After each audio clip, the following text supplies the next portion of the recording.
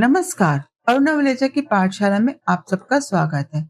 आइए आज हम कक्षा 10वीं स्पर्श भाग 2 का पाठ 12 अब कहाँ दूसरे के दुख में दुखी होने वाले इस पाठ के प्रश्नोत्तर पर चर्चा करें।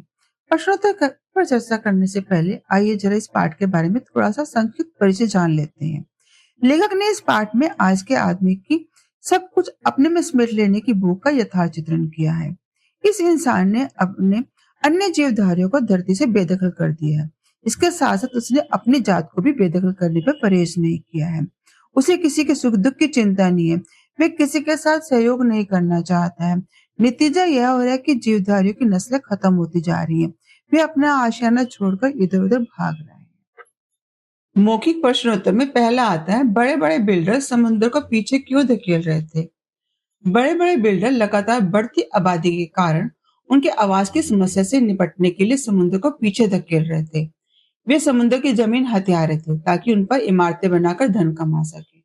बच्चों, यह समुद्र को पीछे धकेलने का मतलब क्या हुआ? क्या समुद्र के किनारे जो रेतीला इलाका होता है, जो समुद्र के किनारे होते हैं जहाँ रेत होती है, वो लोग जो है क्या करते हैं, पहले वहां पर दीवारें खड़ी करनी शुरू कर देते हैं ताकि समुद्र का पानी दीवारों को फांद कर इधर तक ना आ सके। अब वो जमीन जो सूखी बन जाती है, फिर उस जमीन पे वो पिलर खड़े कर देते हैं, इमारतें बना देते हैं। तो धीरे धीरे जो है समुद्र को समेटना शुरू कर देते हैं, यानी समुद्र को और पीछे करते चले जाते हैं। इसका मतलब है समुद्र को धकेल रहे हैं, पीछे कर रहे हैं, समुद्र की जो जमीन है उसको हथिया रहे हैं। अगला प्रश्न आता है, लेखक का घर किस शहर में था? लेखक का घर पहले ग्वालियर में था। बाद में वे मुंबई में वारसोवा नामक स्थान पर रहने लगे थे। जन्म उनका वहीं हुआ था ना, ग्वालियर में। बाद में वारसोवा में वो आ गए थे। तीसरा प्रश्न आता है, जीवन कैसे घरों में सिमटने लगा है? जो लोग हैं, जो रहते हैं, उनके घर कैसे बन गए, कैसे उनमें सिमटते चले जा रहे हैं। पहले लोग बड़े-बड़े घरों में रहते थे ना, उनके बहुत बड़े घर थे, संयुक्त परिवार थे, मिल-जुल कर रहते थे। दादा-दादी, चाचा-चाची सब लोग मिलकर रहते थे। लेकिन वर्तमान काल में क्या हुआ कि लोग जो व्यक्तिवादी भावना से ग्रस्त हो गए हैं। इस भावना से बहुत अधिक प्रभावित हैं, यानी अपना स्वार्थ, अपना हित चाहते हैं। तो ऐसे में जो है उनके परिवार छोटे होते चले जा रहे हैं। अब संयुक्त परिवार की जगह वो एकल परिवार वाले परिवार बनते चले जा रहे हैं। एकल परिवार जिसमें माता-पिता और केवल बच्चे होते हैं। और संयुक्त परिवार कौन से होते हैं? जिसमें दादा-दादी, चाचा-चाची, ताया-ताई वगैरह सब रहते हैं। अब ये परिवार छोटे हो गए तो ऐसे में उनके घर भी छोटे हो गए और डिब्बे जैसे घर रहने लगे। पहले बड़ी-बड़ी हवेलियाँ हुआ करती थी, बड़ी-बड़ी कोठियाँ होती थी। अब क्या है, फ्लैट वाले घर हैं। फ्लैट के घर आप दूर से देखोगे आपको छोटे-छोटे डिब्बे जैसे लगेंगे। ऐसे लगेगा जैसे बहुत सारे माचिस के डिब्बे एक के ऊपर एक रखी हैं।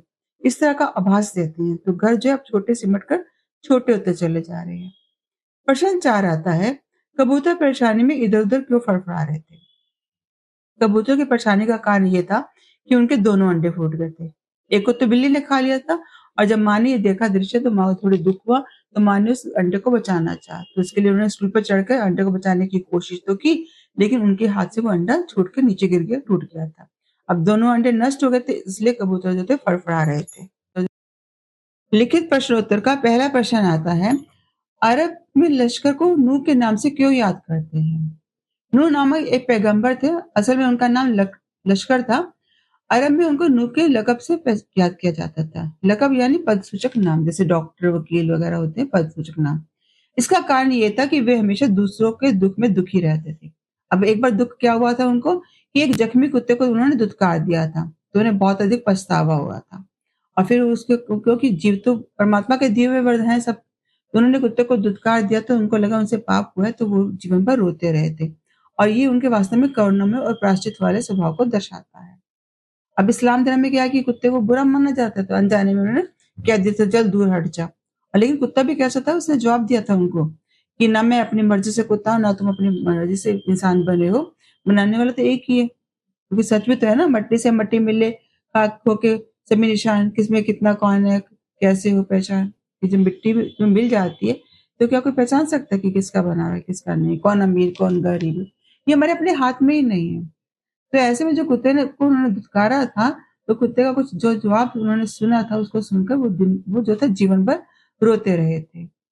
अगला प्रश्न आता है, लेखक की माँ किस समय पेड़ों को के पत्तों को तोड़ने के लिए मना करती है और क्यों? अब शाम ढल जाती है, सूरज ढल जाते हैं, तो हम कहते हैं ना प्रकृति की सब चीज़ें सो रही हैं, उसको छेड़ना नहीं चाहिए, जीव-जंतु सब अपने-अपने घोंसलों घरों में चले जाते हैं। तो पेड़-पौधे भी सो जाते हैं, तो किसी को सोते हुए तंग करोगे तो रोएगा ना। अब यहाँ माँ जो है वो कहती है सूरज ढलने के बाद आंगन के जो पेड़ है उनके पत्तों को नहीं तोड़ना चाहिए, क्योंकि संध्या काल में क्या होता है कि पेड़ पौधे जीव जंतु सब विश्राम करते हैं और किसी के विश्राम में अगर हम बाधा डालते हैं तो उनको तकलीफ का कारण बन जाते हैं उनके। तो ऐसे में उनका कहना था कि रात के समय पेड़ जो सो रहे होते हैं और उनको पत्तों को तुम तोड़ोगे तो वे रोते हैं, और अगर फूलों को तुम तोड़ दे तो फूलों में बददुआ भी देते हैं। तो किसी को रुलाना या दुखी करना ठीक नहीं होता है, क्योंकि उनमें भी तो जान है ना, पेड़-पौधों में जान है, फूलों में जान है, तो किसी को दुःख नहीं पहुँचाना चाहिए। अगला प्रश्न आता है, प्रकृति में आए असंतुलन का क्या परिणाम हुआ? प्रकृति में बहुत सारे बदलाव आ रहे हैं। जैसे-जैसे हमारा विकास बढ़ता चला जा रहा है, विकास के साथ-साथ हमारे प्रकृति में बहुत ज़्यादा खिलवाड़ किया जा रहा है मनुष्य के द्वारा। तो बहुत ज़्यादा असंतुलन बनता जा रहा है। इसका क्या परिणाम निकला? प्रकृति में आए असंतुलन का परिणाम ये हुआ कि फैलते प्रदूषण ने पंछियों को बस्तियां छोड़ने के लिए मजबूर कर दिया। अब जो पहले बस्तियों में घर बना के रहा करते थे, अब वो उसे भागने लगे। दूसरी बात क्या है कि जो बारूद है, उनकी विनाश लीलाओं के कारण वातावरण जो बेहद दुखी हो गया। तो वातावरण को सता रहा है ये बारूद जो है। तो विनाश लीलाएं हो रही हैं ऐसी-ऐसी। तो मौसम भी जो है अनिश्चित हो गया। अब क्या है, गर्मी के मौसम में बहुत ज़्यादा गर्मी हो जाती है और वा बरसातें भी तो क्या है, बेवक़्त की बरसातें आ जाती है। कभी भूकंप आ जाता है, कभी बाढ़ आ जाते हैं, यानी जलजले आते हैं, सैलाब आ जाते हैं, तूफ़ान आने शुरू हो जाते हैं।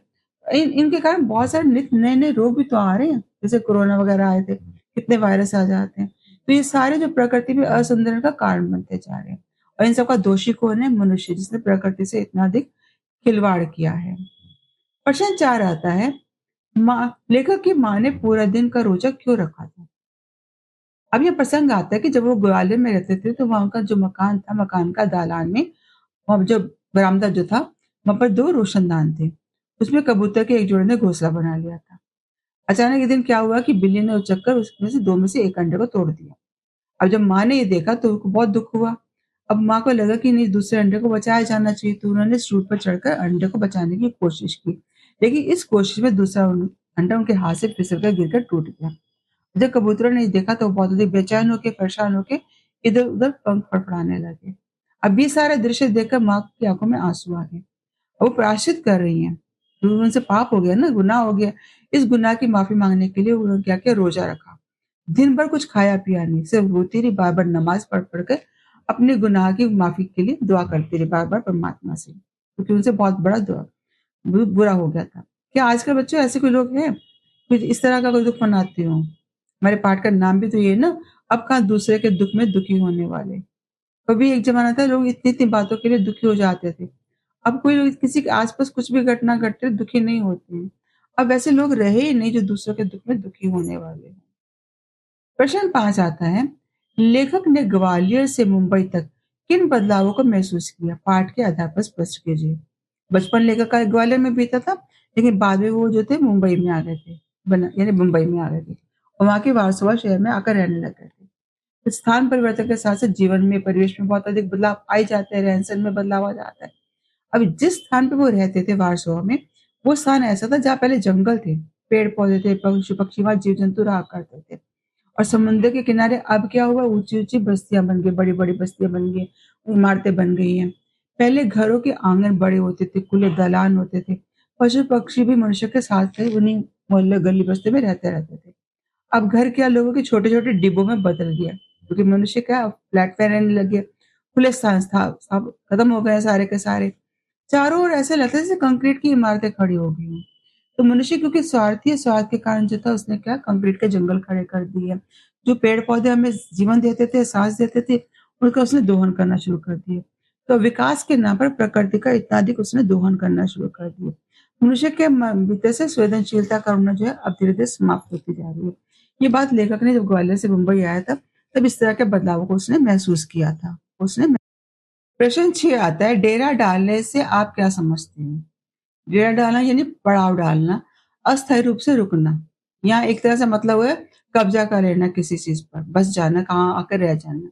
अब पाठ के आधार पर बताया जा रहा है कि समुद्र के किनारे जो घनी बस्तियाँ बन जाने लगी थी, तो जो परिंदे वगैरह जो वो पहले वहाँ बस्ती में रह करते थे, अब वो वहाँ से चले गए हैं।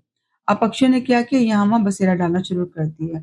उपयुक्त स्थान नहीं मिला तो उन्होंने इमारतों में घोंसला बनाना शुरू कर दिया। पहले कहाँ जो जंगलों में रहा करते थे, अब जंगल नहीं रहे हैं तो कहाँ जाएँ बेचारे वो। तो इमारतों में घोंसला बनाना शुरू कर दिया। अस्थायी रूप से वहाँ निवास करने लग गए हैं। प्रश्न 7 आता है, शेख अयाज के पिता अपने बाजू पर चिमटा देखकर भोजन छोड़कर क्यों उठ खड़े हुए थे? अब यहाँ जो शेख अयाज है, उन्होंने अपने पिता के बारे में लिखा है, उनकी आत्मकथा की एक प्रसंग आता है। आत्मकथा में उन्होंने अपने माता-पिता के बारे में एक घटना लिखी है। तो पिता जो थे उनके कुएँ से लौट रहे थे, वहाँ से स्नान करके आ रहे थे। जब वो लौटकर वापस घर आते हैं तो क्या देखते हैं, उनके बाजू पर एक काला चौंटा है। चौंटा यानी बहुत बड़ी चींटी जो होती है, जैसे चींटी छोटी-छोटी होती है, जो बड़े काले कीड़े होते हैं उनको चौंटा बोलते हैं। तो वो उनके बाजू पे था। भोजन आरंभ करने वाले थे, जैसे उनकी निगाह पड़ी बाजू पे, चौंटे को देखा तो एकदम से उठ खड़े हुए थे। माँ को तो ये लगा था कि शायद उनको खाना पसंद नहीं आया इसलिए उठकर जा रहे हैं। तो लेकिन उन्होंने बताया कि नहीं, ऐसी कोई बात नहीं है। उन्हें लगा कि उन्होंने किसी एक को बेघर कर दिया है। अब किसको बेघर किया? चौंटा को। उसका घर कहाँ था? कुएँ के किनारे था। अब कुएँ के वहाँ से लेकर वो यहाँ तक अपने घर तक पहुँच गए। उस घर से उसको बहुत दूर कर दिया तो उनको लगा कि मैंने उसको बेघर कर दिया। अब वो चौंटे को वापस उसके घर पे छोड़ने जा रहे थे। अब चौंटे का घर कहाँ पे था? कुएँ पे था। अब बिना समय गँवाए जो थे वो तत्काल जो थे उसको छोड़ने के लिए कुएँ की ओर चल पड़े, ताकि ज़्यादा देर ना हो जाए। वो अनजाने में भी अपनी इस गलती का प्रायश्चित करना चाहते थे। क्या बच्चों आजकल कोई ऐसा है कोई चींटी के लिए, कीड़े-मकोड़ों के लिए, मक्खियों के लिए कुछ ऐसा कुछ त्याग कर सके? मक्खी-मच्छर को तो कैसे हम लोग यूँ ही मार देते हैं। ज़रा-सा मच्छर हाथ पे बैठ जाए, हमारा हाथ उठ जाता है उसको मारने के लिए। लेकिन कभी ऐसा लोग भी थे जो दूसरों के दुःख में दुखी हुआ करते थे। अब लोग ऐसे रहे नहीं जो दूसरों के दुःख में दुखी होने वाले हों। लिखित प्रश्नोत्तर में पहला आता है अब, जो 50 से 60 शब्दों में लिखे जाने वाला है। यानी थोड़ा विस्तृत आंसर है। तो इसमें पहला आता है, बढ़ती हुई आबादी का पर्यावरण पर क्या प्रभाव पड़ा? कि धीरे-धीरे जब आबादी बढ़ती चली जाएगी तो पर्यावरण पर प्रभाव तो पड़ेगा। मनुष्य को रहने के लिए ज़्यादा ज़मीन चाहिए, है ना? खान-पान के लिए ज़्यादा खेती चाहिए, काम करने के लिए सब कुछ चाहिए, हर चीज़ चाहिए उनको ज़्यादा। तो बढ़ती आबादी का पर्यावरण पर बहुत अधिक दुष्प्रभाव पड़ रहा है। पर्यावरण असंतुलित होता चला जा रहा है। अब जैसे-जैसे आबादी बढ़ रही है तो आबादी बढ़ने के कारण ज़मीन ज़्यादा चाहिए, तो ऐसे में समुद्र को सरकाना शुरू कर दिया है। समुद्र को सरकाने का मतलब ये हुआ, समुद्र के जो तटीय इलाके होते हैं, रेतीले इलाके होते हैं, वहाँ उन्होंने मनुष्य ने बस्तियाँ बनानी शुरू कर दी हैं। जो बड़े-बड़े बिल्डर क्या होते हैं, वहाँ बड़ी-बड़ी इमारतों को खड़े करते चले जा रहे हैं। इतना भी नहीं, आस-पास के जंगलों को भी काटा जा रहा है, पेड़ों को काटा जा रहा है और चारों तरफ जहाँ देखो बड़ी-बड़ी इमारतें हैं। अब पेड़-पौधों वाले जंगल की जगह लगता है जैसे सीमेंट और कंक्रीट के जंगल बन गए हैं। अब जो पशु-पक्षियों के आवास ही नहीं बचे तो वो कहाँ जाएँगे बेचारे? अनित नई आपदाएँ आती जा रही हैं।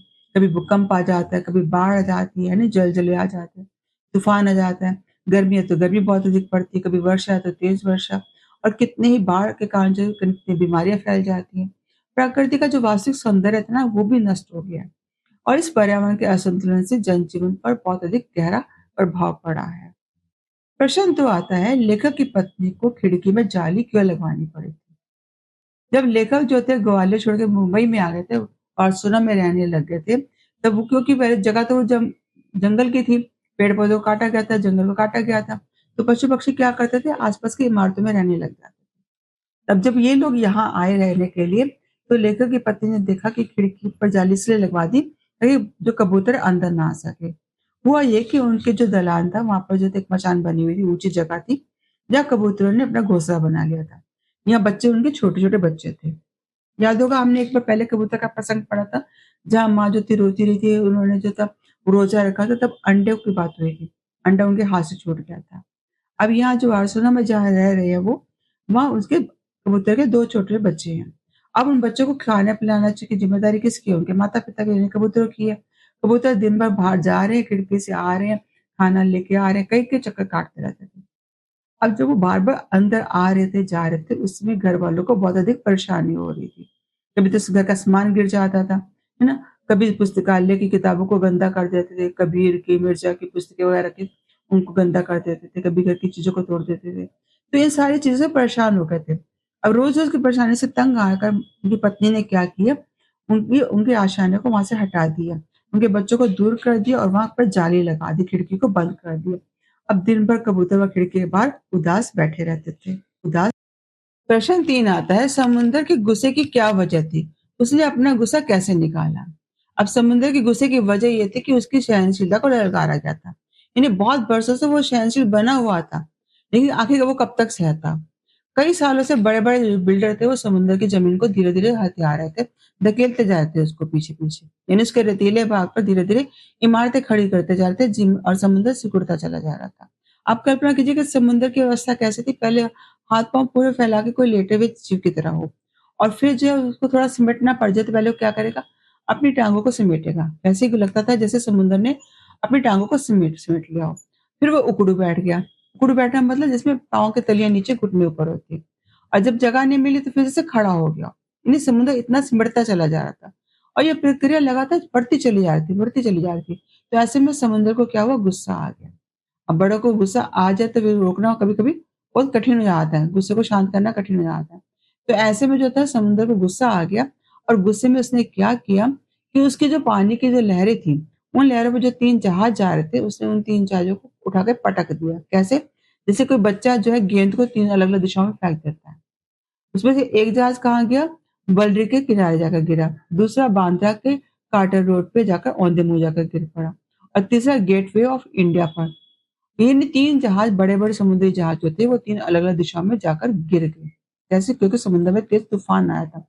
पानी को बार-बार रोका जा रहा था, रोका जा रहा था। जैसे समुद्र का पानी ऊपर बढ़ा और वो इतना तेज़ था कि उसके कारण 3 बड़े-बड़े जहाज जो थे वो 3 अलग-अलग दिशाओं में जाकर गिर पड़े और टूट-फूट गए। अब वो सिनेरियो का नज़ारा बना। लोग आने-जाने वाले केवल उसको देखने लग गए। इसके बावजूद बहुत कोशिश की गई थी उसको ठीक करने की, लेकिन इसके बावजूद भी थे वो जो जहाज थे भी चलने-फिरने के काबिल रहे नहीं थे। प्रश्न 4 आता है, मट्टी से मट्टी मिले, खो के सभी निशान, किसमें कितना कौन है, कैसे हो पहचान? अब इन पंक्तियों का मतलब क्या है? आशय स्पष्ट करना है कि इसका क्या अभिप्राय बनता है। अब मानव शरीर किसका बना हुआ है? 5 तत्वों से बना है ना, अग्नि, जल, वायु, आकाश, पृथ्वी। इन 5 तत्वों से बना हुआ है। अब ये मिट्टी का बना हुआ शरीर जो है, जब मृत्यु को प्राप्त होता है, तो मिट्टी में ही मिल जाता है। अब एक मिट्टी दूसरी मिट्टी से मिल जाती है, तो क्या फिर व्यक्तित्व की पहचान हो पाएगी कि इसमें किसकी खाक आके मिली है? अब जो व्यक्ति मिट्टी में समा गया है, वो बड़ा है, छोटा है, अमीर है, गरीब है, कैसे पहचाना जाए? अभी पहचानना मुश्किल हो जाता है। कहते हैं संसार में जो हम देखने को तो हम कह सकते हैं कि बहुत सारे प्राणी हैं, अलग तरह के जीव-जंतुओं को हम पहचान जाते हैं। किसी कोई बड़ा है, कोई छोटा है, कोई अमीर है, कोई गरीब है ना? कोई जब कुत्ते का प्रसंग आया था, जब वो पैगंबर को बोल देता है कि मैं अपनी इच्छा से कुत्ता नहीं बनना, तुम अपनी इच्छा से जो इंसान नहीं बन रहे हो। तो जब मर जाते हैं सब के सब जीव जो मिल जाते हैं मिट्टी में, तो पहचानना मुश्किल हो जाता है कि ये जो मिट्टी खाक जो है वो किसकी है? लेकिन उन सब में समाया क्या हुआ है तो आत्मा तत्व एक ही है ना, जो परमात्मा का दिया हुआ अंश है। तो ऐसे में उनमें अंतर ढूँढना मुश्किल हो जाता है। हम पहचान नहीं सकते हैं कि इसमें किसका तत्व समाया गया है। इसमें अंतर को ढूँढना मुश्किल होता है। तो हमें हमारा कर्तव्य क्या बनता है कि हम इनमें भेद ना करें। उनको अलग-अलग नहीं बताना चाहिए। एक-दूसरे के प्रति घृणा का भाव ना रखें, मानवता का भाव अपनाना चाहिए। किसी को छोटा-बड़ा नहीं मानना चाहिए। अब आता है यहाँ पर आशय स्पष्ट। आगे स्पष्ट में पहला आता है, नेचर की सहन शक्ति की एक सीमा होती है। नेचर के गुस्से का एक नमूना कुछ साल पहले मुंबई में देखने को मिला था। अब पीछे प्रसंग आया ना, प्रकृति ने कैसे दिखाया था मुंबई में करिश्मा। तो इन पंक्ति का आशय क्या है कि हर एक व्यक्ति की अपनी एक सीमा होती है, सहन शक्ति होती है। यानी हद से ज्यादा किसी चीज को खींचोगे तो वो टूटेगी। रबड़ को भी आप कितना खींचोगे, एक समय तो वो भी वापस झटका मार के आपके हाथ पे आके लगेगी, तोड़ देगी अपने हाथ को। तो सबकी सहनशक्ति की एक सीमा होती है, चाहे वो प्रकृति हो या इंसान हो। प्रकृति में हम बोझ लगातार डालते चले जाएँगे तो प्रकृति भी कब तक बर्दाश्त करेगी? वो भी अब कभी न कभी अपना प्रकोप दिखाएगी। जब प्रकृति अपना प्रकोप दिखाएगी तो उसको झेलना हमारे लिए बहुत अधिक मुश्किल हो जाएगा। इसका एक प्रत्यक्ष प्रमाण देखने को मिला था मुंबई में।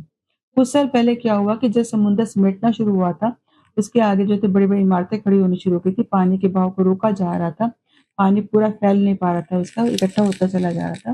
तो ऐसे में समुद्र का जब क्रोध आया, तो उसकी जो लहरें उठी, तेज़-तेज़ लहरें उठी, उसमें जो भूकंप वाली स्थिति पैदा हो गई थी, तो उसने जो 3 जहाज उस पर चल रहे थे, उन 3 जहाज़ों को उसने अलग-अलग दिशा में उठाकर पटक दिया था।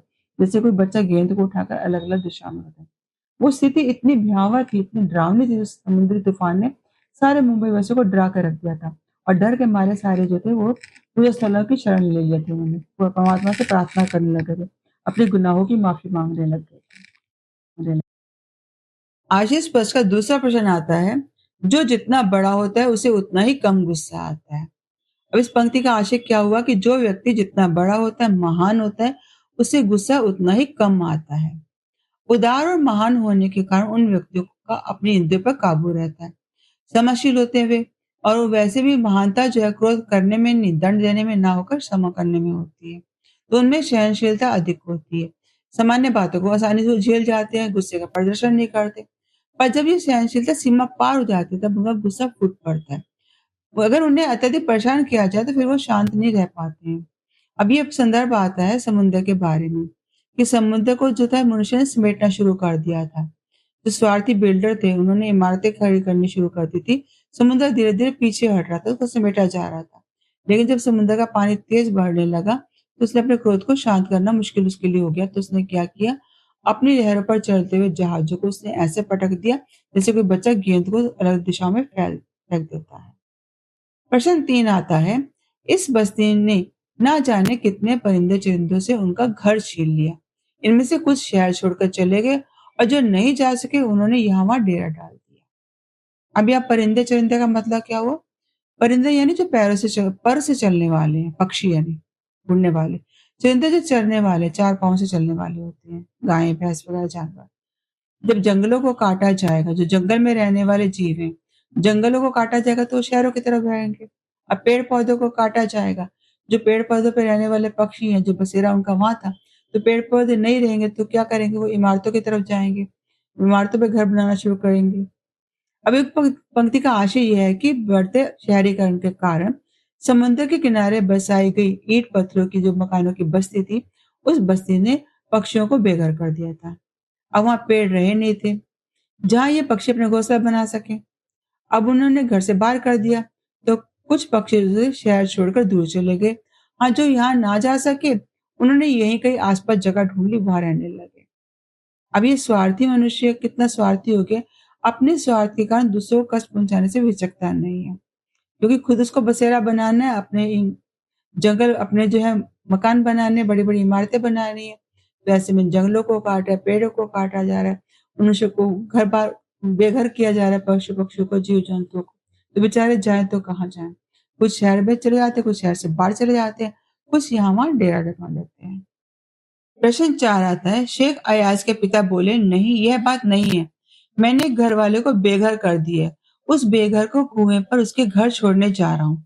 इन पंक्तियों में छिपी हुई उसकी भावना को स्पष्ट कीजिए। अभियुक्त पंक्तियों का आशय यह है कि इंसान हो या पशु पक्षी, सभी समान होते हैं। हमें कोई हक नहीं बनता कि हम किसी को उसके घर से बेघर करें। शेख अयाज के पिता दयालु और परोपकारी व्यक्ति थे। वे किसी को बेघर होता देख नहीं सकते थे। तो एक बार उनकी बाह पर देखा कि एक चोटा चला आ रहा है। अब वो गए थे कुएं पर स्नान करने के लिए, लेकिन जब वहां से लौटकर घर आए और जैसे भोजन ग्रहण करने लगे, ग्रास तोड़ा ही था, तो बाजू पर उन्होंने चोंटा को तोड़ते देखा। चोंटा यानी काला कीड़ा। अब घर आकर उनको लगा कि उन्होंने तो बहुत बड़ी गलती कर दी है, उनकी वजह से ये चोंटा जो है वो बेघर हो गया है। तो तत्काल वो उसको छोड़ने के लिए उसके घर की ओर चल पड़े। घर उसका कहाँ था? कुएं पे था। तो कुएं की ओर जाने लगे, तो भोजन करना छोड़ दिया था, पर वो जीव के प्रति प्रेम नहीं छोड़ा उन्होंने। यानी भोजन वो त्याग सकते थे, लेकिन जीव के प्रति प्रेम कैसे छोड़ देते? चाहे वो छोटा सा चींटा ही क्यों नहीं था, कीड़ा ही क्यों नहीं था, उसको भी उसके घर उसको पहुंचाने की जिम्मेदारी उनकी अपनी बनती थी। उनको लगता था कि उनसे बहुत बड़ा पाप हो गया है। तो ये उनके जीवों के प्रति उनकी प्रेम और उदारता की भावना को ही प्रकट करता है।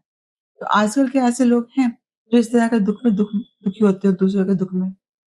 आशा आपको ये पाठ सारे समझ में आ गए होंगे, प्रश्नोत्तर समझ में आ गए होंगे। मैं कुछ 4 आपसे मैं शब्द पूछती हूँ, कि आपको इन शब्दों के अर्थ याद हैं? अगर आपको याद है तो आप कमेंट में ज़रूर लिखना। ध्यान से सुनना, 4 शब्द कौन से हैं? हाकिम, लश्कर, लक़ब और दालान। इन चारों शब्दों के आप अर्थ मुझे कमेंट में अवश्य लिखेंगे। अगर आप लिखेंगे तो मैं समझ जाऊँगी कि हाँ, आपको पाठ समझ में आता है। आप मेरे प्रश्नों को बहुत ध्यान से सुनते हैं, समझते भी हैं। किसी प्रश्न को उत्तर में कोई दिक्कत आ जाए तो आप मुझे कमेंट में पूछ भी सकते हैं। अभी तक अगर आपने मेरे चैनल को सब्सक्राइब नहीं किया तो तत्काल कर देना, ठीक है? ताकि अगली नोटिफ़िकेशन आपको आसानी से मिलती जाए। तो like, share and subscribe my channel. Thank you.